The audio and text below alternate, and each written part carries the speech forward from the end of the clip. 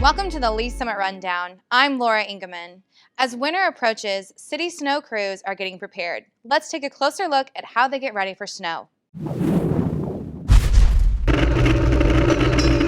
The biggest thing we're doing right now is focusing on training and making sure everybody that's going to be participating this year kind of knows what we expect. The other big thing that's going on right now is equipment maintenance. Everything's been sitting all summer long, so we just want to make sure that all the bearings are working and all the equipment's working and everything's ready to go.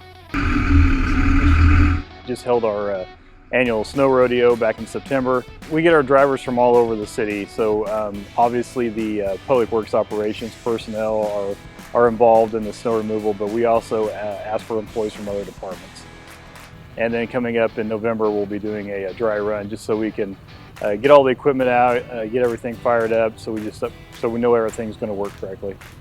We follow the industry standard. A lot of cities throughout the metro area use the same standard. We have 3 routes. We have a primary route, which is your big 4-lane or larger roads that go through Lee Summit. We also do secondaries, which is our next priority. Those are typically your collectors that go through the subdivisions or your more highly traveled streets that go through subdivisions. And then residentials are our 3rd priority, and those are everything else. We have everything from pickup trucks to the truck like you see behind me here. One thing that wing plows allows us to do is we get an extra 6-7 feet of width when we plow the street, but we can use the same equipment and the same amount of manpower. We have 3/4 ton trucks that we utilize for mainly our residential streets, cul-de-sacs. We have 1-ton trucks that we pair up with the bigger trucks on our arterials or our primaries and secondaries. Then we have these big trucks back here.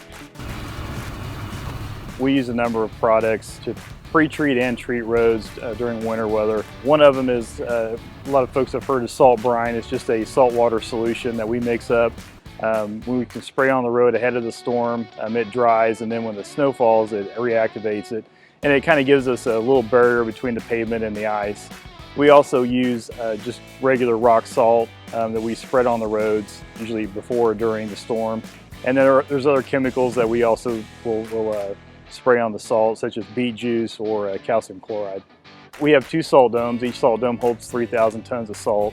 And then we have a conveyor system that allows us to load salt into those domes pretty efficiently. Back in the day, we had trucks come in and drop the salt on the ground, and we'd have to pick it up and then run a conveyor belt into each of the domes in order to store the salt.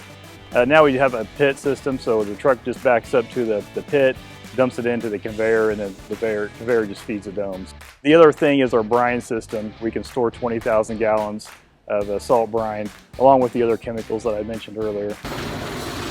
One thing I'd like everyone to keep in mind is Lee Summit's a really big town. We have a lot of really great operators out here that want to do a good job and make sure the streets are as passable as possible. A lot of it takes time, so once the snow starts to fall, our focus is going to be on primary and secondary streets. Once we get those done, residents are typically within a 1/4 mile of a plowed street, and then we start working on residential streets. Residential streets are a little more difficult, partly because there are just so many of them. We have cul-de-sacs we're working on, and then when there's cars and stuff like that parked in the street, we have to kind of work around all that. So if anything, I just ask for patience as we work through the snow plan. Thanks for watching the Lee Summit Rundown. I'm Laura Ingeman. See you next time.